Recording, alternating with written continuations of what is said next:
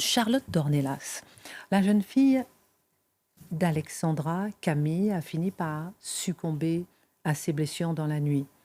Et certains n'ont pas pu s'empêcher de voir dans cet accident le retour de deux France. La BMW, je le disais en titre, contre le tracteur, l'OQTF contre l'enracinement, la violence contre le calme des blocages. Est-ce une lecture pertinente ?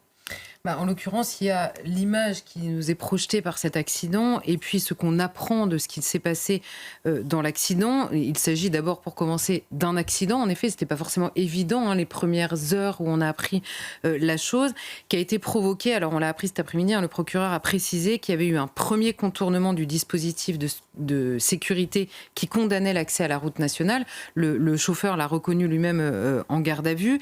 Et ensuite, l'homme n'a pas vu la bâche qui recouvrait le mur de paille derrière lequel étaient les agriculteurs. Bon, il est difficile de faire peser plus que ça sur les épaules du conducteur aujourd'hui dans l'état actuel des choses.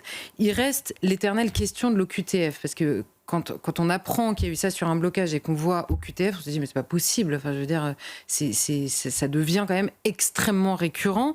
Et la question de l'OQTF, elle demeure pertinente hors de ce qui s'est passé, hors de l'accident. C'est-à-dire que quand il y a des personnes qui arrivent et qui disent il se trouve que ces personnes n'auraient pas dû être là, ça reste vrai. Alors le procureur a précisé toutefois que les personnes qui étaient sous OQTF et qui étaient dans la voiture avaient fait des recours sur cette OQTF. Donc, aux yeux de l'état de droit, ils étaient complètement en règle, puisque vous savez que les recours sont suspensifs de la décision d'obligation de quitter le territoire français. Bon, là, c'est une autre chronique, mais on voit encore les méandres de la question qu'on a cru avoir réglée il y a quelque temps. Ensuite, il y a la question de la BMW contre le tracteur. Là, je crois qu'il ne faut pas aller au-delà de l'image qui est en effet saisissante d'un tracteur et d'une BMW. Vous l'avez dit tout à l'heure, la voiture de luxe contre le tracteur qui vient dire son désespoir ces derniers jours. Et reste, et je pense qu'il est nécessaire de le préciser, que ni l'OQTF et encore moins la BMW ne disent une quelconque volonté de violence ou une intention de tuer. Ça, c'est évidemment la question qui va être posée en garde à vue et puis derrière par la justice. Mais il est vrai qu'est apparue cette idée de France. Pourquoi ? L'expression de France, elle est restée... Bon, alors, elle n'a pas attendu le drame de Crépol, mais elle a été extrêmement présente au moment de la mort de Thomas à Crépol, parce que vous vous souvenez de André, cet homme qui avait pris la parole justement à Crépol lors de la visite de Olivier Véran sur place, et qui lui parlait de ces deux France en disant il y a la France des cités d'un côté et celle de Thomas à laquelle plus personne ne fait attention, qui ne compte jamais pour personne. C'est une idée qui avait par ailleurs été développée par Marie-Hélène Toraval, donc le versant élu de cette colère-là, et elle disait, elle, extrêmement concrètement, la différence de traitement et d'attention qui était portée, en effet, à ces deux France-là. Et si cette opposition entre la France des cités, entre guillemets, et la France de Thomas, c'est-à-dire la France de l'enracinement à Crépol, a l'air de s'exprimer dans cet accident, je pense qu'elle n'épuise absolument pas le sujet des agriculteurs et des oppositions, notamment aux agriculteurs. Parce que, comme chez les Gilets jaunes il y a quelques années maintenant, il y a une revendication chez les agriculteurs qui précède toutes les autres et à laquelle on n'est pas vraiment habitué, c'est que ce sont des gens qui demandent à vivre dignement de leur travail. Donc la question initiale, c'est pas qu'ils veulent moins travailler alors qu'ils ont des plages horaires complètement dingues, c'est pas qu'ils veulent travailler moins longtemps dans la vie, c'est pas qu'ils veulent commencer à travailler plus tard, c'est pas qu'ils veulent... Non, ils veulent simplement réussir à vivre de leur travail. Alors c'est vrai qu'on n'est pas habitué, mais c'était la revendication initiale sur les ronds-points en novembre 2017. C'est cette revendication-là qu'on avait connue à l'époque. Et je pense qu'à partir de cette première revendication, qui explique ensuite toutes les autres, ce sont en réalité plusieurs France qui se dessinent derrière cette revendication et qui s'opposent sur des terrains qui sont différents. Et sur ces terrains-là, je pense que la France des cités se fond un peu dans les différentes oppositions, mais qu'elle n'est pas significative en elle-même dans le dossier agriculteur. Quels sont ces sujets d'opposition qui se dessinent derrière les revendications des agriculteurs, justement ? Il y a le sujet du travail, justement. La question du rapport au travail, de ce qu'il rapporte et la manière dont il permet ou non de vivre dignement. C'est ce qu'on résume par la France qui se lève tôt dans les discours politiques ou quand on veut. Et cette France qui se lève tôt, c'était la même au moment des Gilets jaunes, encore une fois au début du mouvement, et qui n'en peut plus. Elle le disait déjà il y a quelques années, elle le dit aujourd'hui par le biais des agriculteurs qui ont un caractère propre, on pourrait dire, mais qui se font évidemment aussi aussi dans la France des Gilets jaunes initiale. Et cette France-là, elle est contre la France de l'assistanat, des aides sociales, de l'argent redistribué. C'est à cette France-là, en premier lieu, évidemment, qu'on s'adresse quand on interroge cette question-là. Parce que cette question de la redistribution, eh bien, elle est partout, elle est dans le débat, sauf là en l'occurrence sur le gaz non routier, comme en 2017 sur la hausse du gasoil qui avait été le déclencheur. C'est évidemment pas l'explication de la colère profonde, mais c'est le même déclencheur. C'est quand même assez percutant. Ensuite, il y a la question du sujet de la nature, du rapport à la nature. Les agriculteurs le disent, là depuis quelques jours, on leur tend beaucoup de micros. Ils n'en peuvent plus d'être résumés, d'être traités de pollueurs ou de tortionnaires d'animaux, puisque ce sont aussi une manière de parler qui revient très souvent. Et ils ont de fait, et le fait de se pencher sur leur métier, ils ont de fait, par le biais des normes, des fameuses normes, fait plus d'efforts que l'immense majorité des donneurs de leçons, qui sont en l'occurrence urbains et collapsologues dans leur discours, ça c'est indiscutable, mais ils ont fait plus d'efforts pour adapter leur métier ces dernières années que n'importe lequel de ces donneurs de leçons. Et il se trouve que là, en l'occurrence, ils se trouvent pris dans un monde qui est ouvert, avec une concurrence de gens qui n'ont pas le dixième, à qui on n'impose pas le dixième des efforts qu'ils font.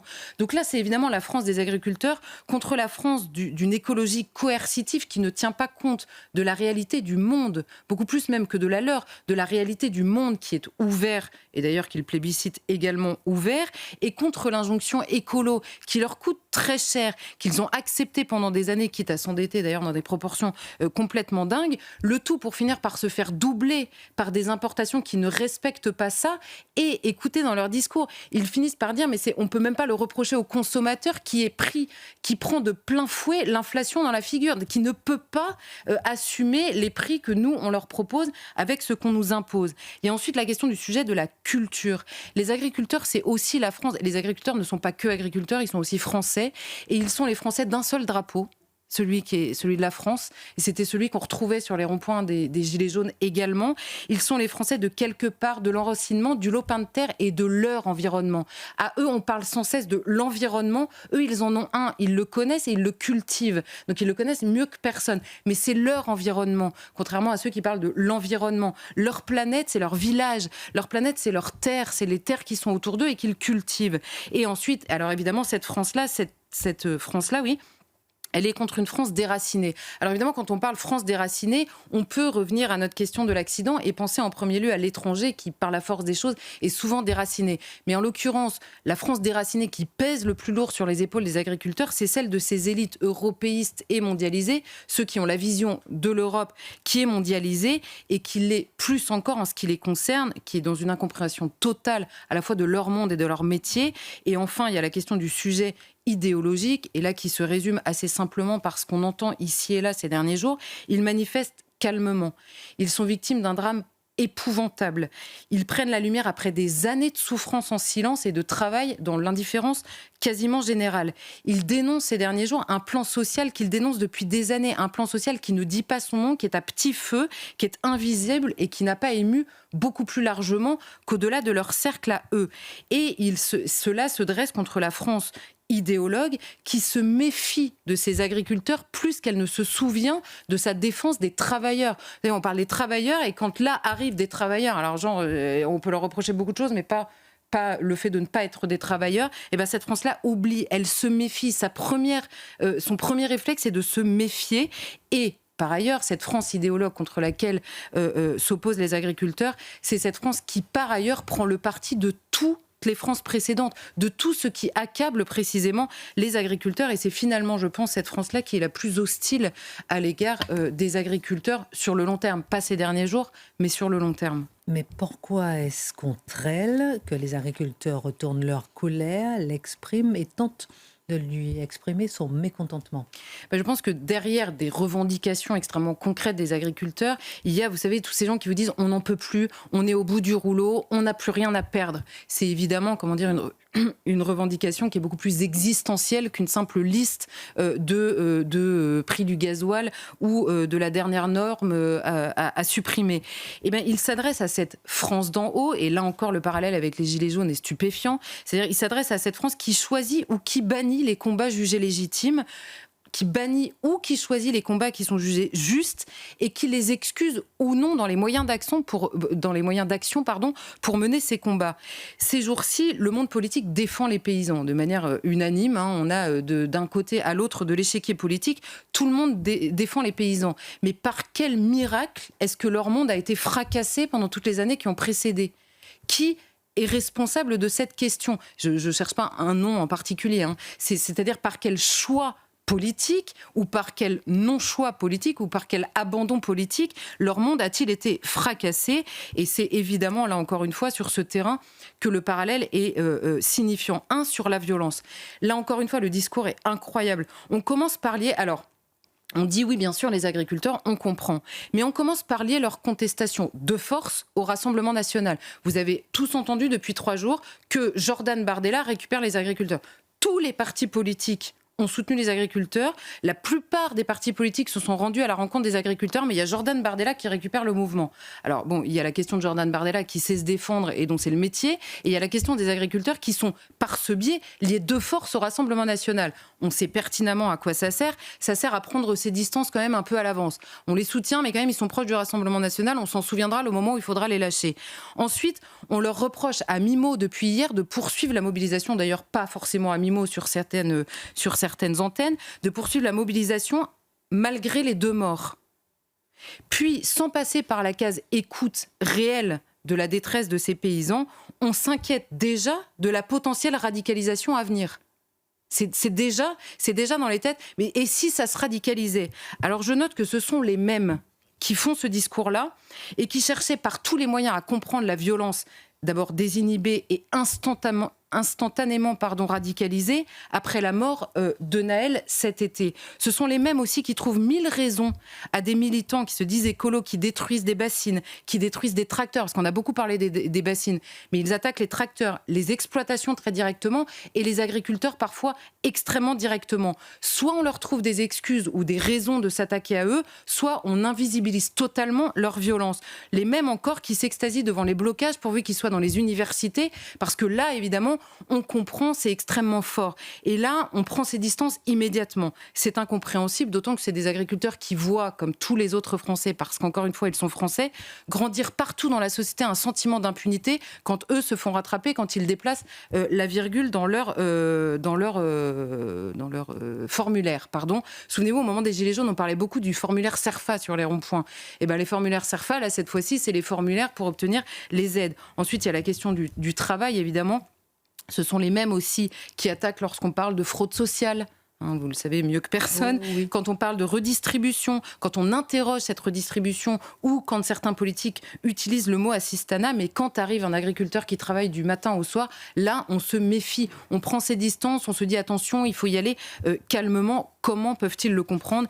Et sur la considération, enfin, et je pense que c'est le plus important, et ça l'était déjà, je pense aussi en 2017, c'est cette France qui voit bien que les milliards, vous le disiez hier d'ailleurs, que les milliards s'enchaînent ici et là dans des plans, dans des aides, dans des soutiens, qu'il est question en permanence dans le débat public de l'exclusion des uns et de l'inclusion des autres sans que jamais leur nom n'apparaisse.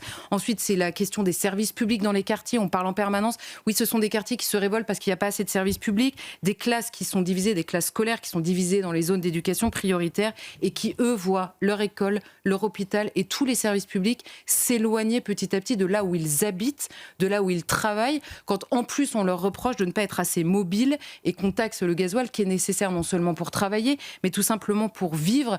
Alors je pense qu'on dit en permanence, et on le disait déjà au moment des Gilets jaunes, que leurs revendications allaient dans tous les sens. Je crois que c'est simplement une France qui a un message prioritaire, c'est qu'elle aimerait désormais participer aux décisions qui la concernent très directement. C'est une revendication qui est profondément politique et qui me semble assez claire, qui ne me semble pas aller dans tous les sens.